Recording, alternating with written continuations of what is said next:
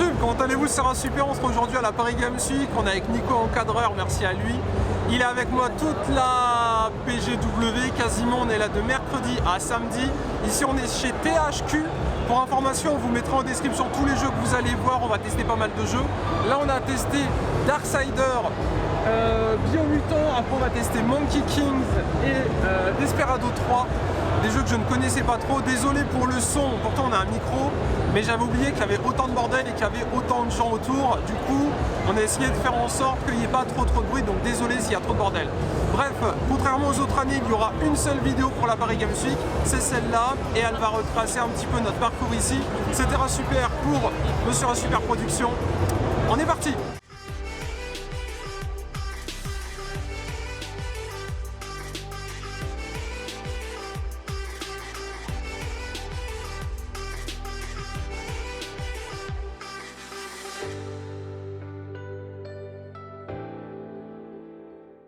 Alors, le jeu qu'on va vous présenter en premier, c'est Darksider Genesis. Nous, on l'a testé sur PC, mais on a pu jouer à la manette avec Nico. Le but de ce jeu, c'est... ça se passe avant le premier Darksider et on incarne War et Strife. Nico, toi, tu as joué Strife, une sorte de DPS. DPS, c'est un petit peu pistolero. Ouais, et moi j'ai joué War Tank, et justement c'est les images que vous êtes en train de voir sur la vidéo. Donc pour faire simple, Diablo-K était annoncé à la BlizzCon par Blizzard, justement j'ai vu ça aujourd'hui sur Twitter. Et donc le but du jeu, vous allez vous balader dans les donjons, récupérer et buter des boss qui lâchent du loot, la possibilité de faire des finishing en appuyant sur B, c'est ce que vous voyez à l'image. Et donc on est avant Darksider. Si j'ai bien souvenir, il y a 3 frères et une sœur, c'est ce qu'on nous a expliqué. Et c'est censé sortir fin 2019, début 2020, avec un mode coop local. Donc vous allez pouvoir jouer à 2 sur la même console ou en multi. Et si vous êtes fan de RPG ou de la licence, je pense que ça peut être assez cool en attendant, pourquoi pas, la sortie de Diablo 4 qui sortira, j'imagine, très bientôt, ou en tout cas l'année prochaine. C'est sûr. Deuxième jeu qu'on va vous présenter avec Nico, c'est Biomutants. C'est comme d'habitude fait par THQ, donc pour information, là, les jeux que vous allez voir, c'est que du THQ, vu qu'on a passé quelques heures chez eux le premier jour, donc on en a profité pour prendre des images. Moi et Nico, on a testé le jeu. C'est une sorte de petit panda roux qu'on peut customiser à fond. Toi Nico, t'as pu lui mettre une petite couleur bleue, violet, orange, des trucs un petit peu stylés. Ce que vous voyez à l'image, c'est le premier petit boss pour information. Et si vous avez été attentif, vous voyez que là on est dans un gros mecha. Le jeu, c'est un RPG open world solo. Ça sortira au 4e trimestre 2019, donc là maintenant au début 2020. Et en gros, on ressemble à une sorte de raccoon, de gros raton laveur un petit peu vénère. On peut faire du corps à corps, on peut avoir des petits accessoires. Et nous, dans la version qu'on a testée, donc là, on a fini dans l'estomac d'une grosse bestiole. Mais on a également pu tester le bio ultra méga point. Je sais pas si tu te souviens, un peu à la Reign, où tu pouvais le charger et exploser voilà. des portes. Et on a pu également tester le petit côté bulle. En fait, quand on s'approche d'une flaque d'eau, on peut se mettre dans une bulle pour sauter sur d'autres ennemis et les ennemis se mettent dans la boule. Et l'un des développeurs qui parlait français nous a expliqué que c'est inspiré d'un autre jeu sur PS2.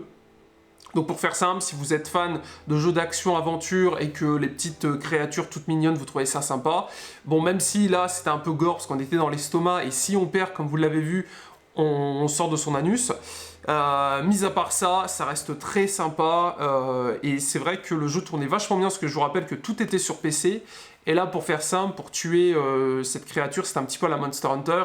On était à l'intérieur, il fallait lui fracturer le cœur et en lui défonçant le cœur, eh ben, on tuait la bestiole. Donc un jeu que je vous recommande, un jeu à suivre. Plus d'infos en description, comme d'habitude.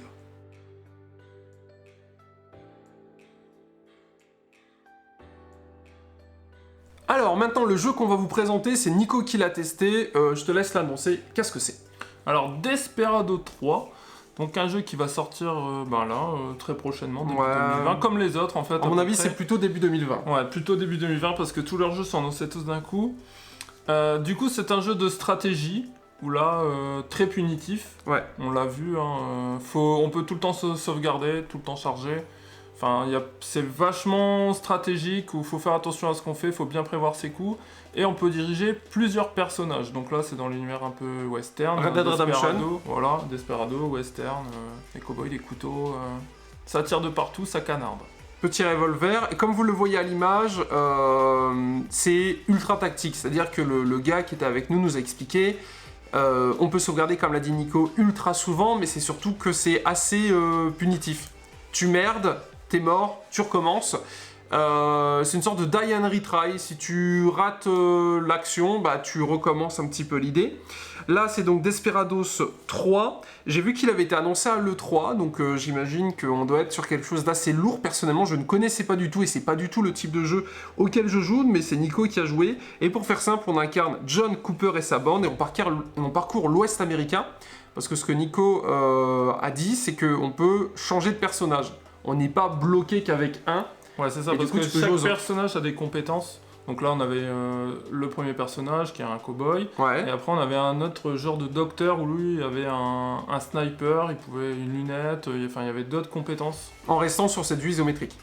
Tout le temps. Vue du dessus. Là, c'est ce que vous voyez à l'image, normalement.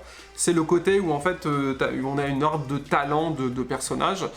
Il y a un côté un petit peu Joe Dalton. Red Dead Redemption 2, je pense que ça plaira à ceux qui sont familiers de ce type de jeu. Donc, vraiment le côté tactique. Peut-être même RTS, mais c'est pas vraiment du tour par tour. Parce que les ennemis bougent aussi. Et par exemple, un truc tout bête, si vous avez une pièce, on peut lancer la pièce dans un coin.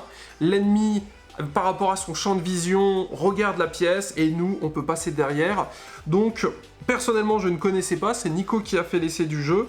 Comme d'habitude, c'est fait par THQ et si ça vous intéresse, vous retrouverez ce jeu très bientôt vu que c'est censé sortir fin 2019, début 2020.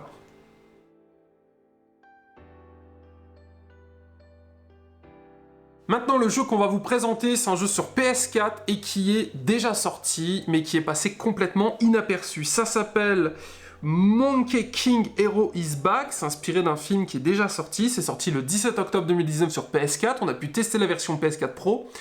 Et personnellement, je ne connaissais pas, donc vous nous direz YouTube. Nico, tu connaissais ? Non, pas du tout. On connaît la légende par contre, parce que les développeurs nous ont annoncé, c'est inspiré du même mythe ou de la même légende qui a inspiré Dragon Ball Z, donc l'enfant singe. On retrouve pas Dragon Ball Z dedans, c'est le même mythe, mais c'est Monkey King. Donc au niveau des informations qu'on peut vous dire, c'est que c'est la VF de Jackie Chan, parce que c'est Jackie Chan qui a fait la version originale. Et pour faire simple, le jeu reprend le récit du long métrage et on se free fight un petit peu contre des monstres, donc c'est ce que vous voyez à l'image. Donc on a pas mal de petits combats, un petit peu de kung-fu, etc. Personnellement, je suis pas ultra client de ce type de jeu. J'aime bien soit vraiment les jeux de combat, mais les jeux un petit peu comme ça, je suis pas ultra fan. Et en plus de ça, j'étais complètement inconnu. Qu'est-ce que t'en penses ? Pareil, je suis pas du tout fan de ce genre de jeu. Voilà, bon, on a testé le jeu parce qu'il était au stand, je vous le présente parce qu'il est déjà sorti et ça va peut-être en intéresser certains. Donc c'est Monkey King Hero is Back, jeu tiré du film d'animation du même nom. N'hésitez pas à checker la description, on vous mettra des petits liens, c'est déjà sorti, faites-vous kiffer et n'hésitez pas à nous dire en commentaire ce que vous en pensez. Là pour le coup, c'est un ovni, mais il est déjà sorti, si vous aimez Dragon Ball Z, peut-être que vous aimerez. Le jeu suivant va peut-être un peu plus vous parler, ça s'appelle Destroy All Humans Remake, donc c'est un remake forcément. Nous on l'a testé sur PC, ça sortira en 2020, ça m'a beaucoup fait penser à Mars Attack. Là c'est Nico qui a joué, qu'est-ce que tu peux nous dire sur ce jeu ? Alors c'est vrai que ça ressemble beaucoup à Mars Attack, ça m'a fait déjà penser à ça. Et c'est donc un petit alien qui débarque sur Terre pour conquérir la Terre tout simplement. Et donc là on arrive dans une ferme.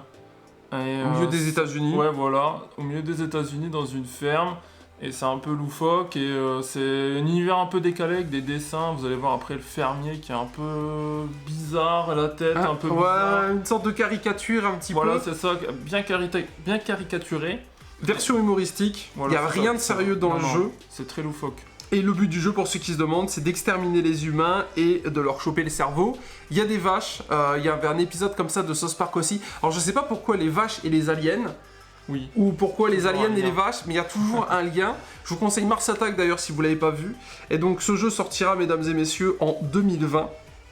Nous on a testé du coup une version PC, mais il sera disponible également sur PS4 et sur One, et comme d'habitude, plus d'infos seront mises en description. Là, ce que vous voyez, c'est donc la petite cinématique, et après on va vous montrer un petit passage où Nico a pu conduire la soucoupe volante.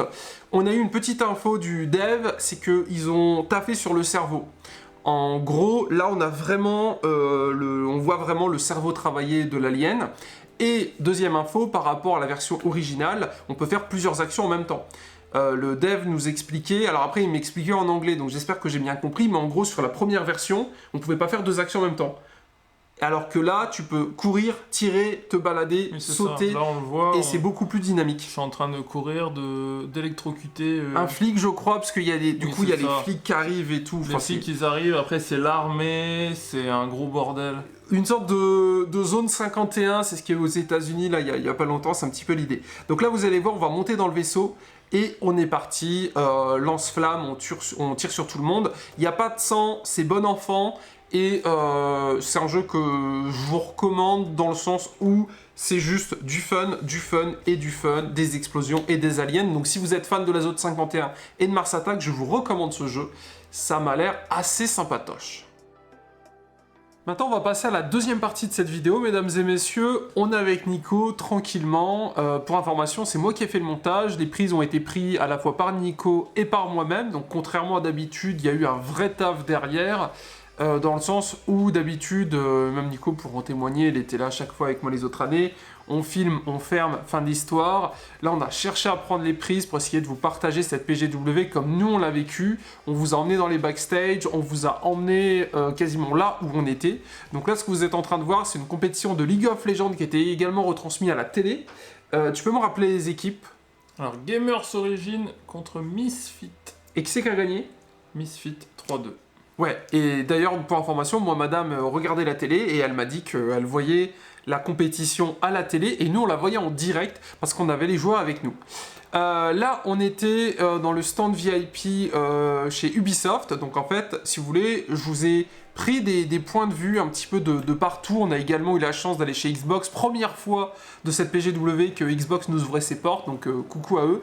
Donc, chez Ubisoft, c'était nice. On a pu tester pas mal de jeux. Vous allez le voir, là, les images vont défiler. Pour faire simple, il y avait beaucoup de monde. Nous, on y était mercredi, jeudi, vendredi et samedi. Là, il est vendredi soir. Samedi, ce sera PGW, mais pas de règles. Je veux finir ça ce soir pour rentrer chez moi tranquillement. Clairement, vendredi, beaucoup de monde. Je pense que demain, ça sera encore pire. Et dimanche, ça sera insupportable. Oui. Le parking était plein aujourd'hui. C'était vraiment un bordel. Bref. Ce que vous êtes en train de voir, mesdames et messieurs, c'est Rasuper VR sur Assassin's Creed. Je pense que vous avez été peu à pouvoir tester ça, malheureusement, parce qu'il fallait être, entre guillemets, invité par Ubi sur leur stand. Donc, je vous le partage. Ce que vous êtes en train de voir, c'est Rasuper, 1m85 et de main gauche, qui essaye de se battre contre des pharaons. En fait, ils ont fait 5 minutes d'Assassin's Creed en VR. C'est Nico qui cadre. Et comme vous allez pouvoir le remarquer, c'est assez stylé. Moi, la VR, je connais très peu au final, même si avec Nico, tous les ans, on se tente quelque chose de nouveau en VR. Avec Nico, on a déjà testé la VR sur tapis, où on est statique et on court sur une sorte de boule. Cette année, avec Nico, on a testé, avec Nico et nos femmes respectives, donc nos cousines, on a testé la VR que vous allez voir là dans cette vidéo un petit peu plus loin, où on est dans une pièce de 100 mètres carrés. On a des capteurs aux poignets et aux jambes, on a une réplique en plastique dans les mains, un casque de réalité virtuelle sur les yeux, un ordinateur dans le dos, et on se balade dans une pièce. Ça, vous allez le voir après, rassurez-vous, dans cette vidéo. Et donc là, c'était très sympathique. Ubi avait vraiment géré, pour le coup, l'expérience, parce que si vous voulez, ils avaient fait en sorte qu'on n'ait pas trop besoin de marcher. Et si vous faites attention, quand la vision est sur moi, il y a une sorte de caisse blanche avec un Altaïr, je crois qu'il s'appelle. Enfin, je sais plus, je suis désolé, Assassin's Creed, j'ai un peu lâché. Et en fait, vraiment, le jeu entier est autour de cette petite boîte, donc c'est génial. En gros, je suis un chat et je dois me battre contre des momies. Je ne sais pas si c'est gratuit, je ne sais pas si c'est public. Personnellement, je n'ai pas d'Oculus Rift, Nico non plus. On n'a pas de VR chez nous. Moi, mon avis là-dessus, je vous l'avais déjà donné. Je trouve que c'est très cher et personnellement, Moi, quand je joue, je suis posé dans un canapé, assis sur une chaise. Je me vois pas commencer à tout installer. Je sais pas pour toi, Nico. Ouais, faut déjà la pièce, faut avoir le... Oui, il faut la place. La place, Le PC. Parce que, mine de rien, faut quand même faut faire tourner derrière. Donc du coup, voilà, personnellement, j'en ai pas chez moi, mais j'avoue qu'à chaque fois, c'est un plaisir de tester ça. En plus, il était assez bien équipé parce qu'on avait les écouteurs dessus, on avait la vue, et comme vous me voyez, on avait vraiment la possibilité d'inverser l'arc, main droite, main gauche, et la flèche, main gauche, main droite, enfin vous avez compris l'idée. Pas de flèche, pas de corps à corps, enfin pas de corps à corps épais, et en gros je devais tuer un énorme basilic, voilà un petit peu ce que je devais faire. Donc 5 minutes, c'est très stylé, j'ai pas eu de pixels, de bouillie de pixels dans les yeux, je trouve que ça s'est vachement amélioré, et ce que vous avez sur l'écran c'est ce que moi je voyais directement, en plus je suis porteur de lunettes, donc c'était assez sympathique. Après, on a testé Roller Champions. Alors moi, j'avais déjà testé, donc mon avis, vous le connaissez. Je vais laisser Nico donner le sien, parce que lui, il voulait tester, donc on a été tester ça. Qu'est-ce que tu en as pensé? Très bon jeu, 3v3, dans une arène. Ça m'a fait penser un peu au film Alita, pour ceux qui l'ont vu. Le non, côté, moi, j'ai pas vu. Non. Le côté roller avec une balle, tu dois aller tacler les adversaires. Bon, là, c'est plus soft. Ouais.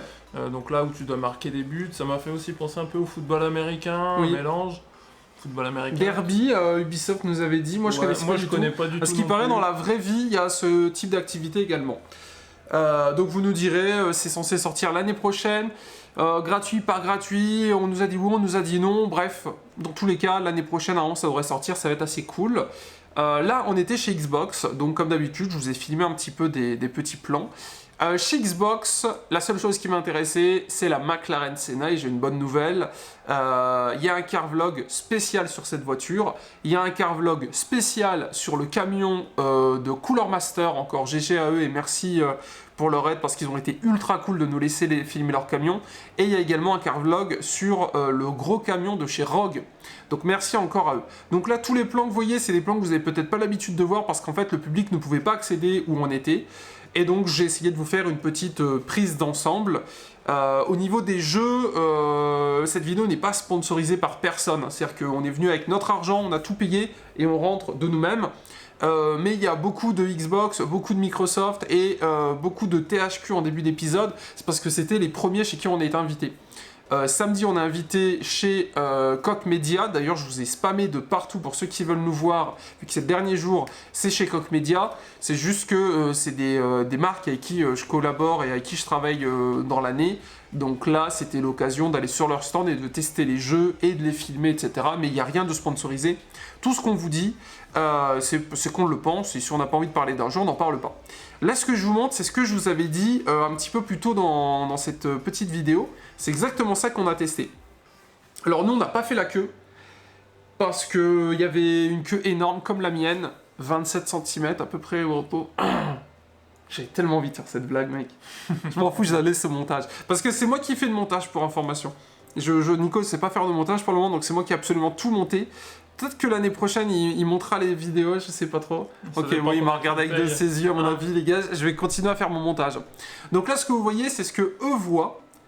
Donc ils sont dans un vaisseau, je sais pas trop un petit peu c'était quoi l'idée. Et j'ai trouvé ça vachement génial. Et je pense que ça, les gars, c'est le futur de l'airsoft ou du paintball. Parce qu'il y a moyen de s'imaginer n'importe quelle carte, n'importe quelle arme. Alors moi, ça me faisait penser plutôt au laser game, tu vois.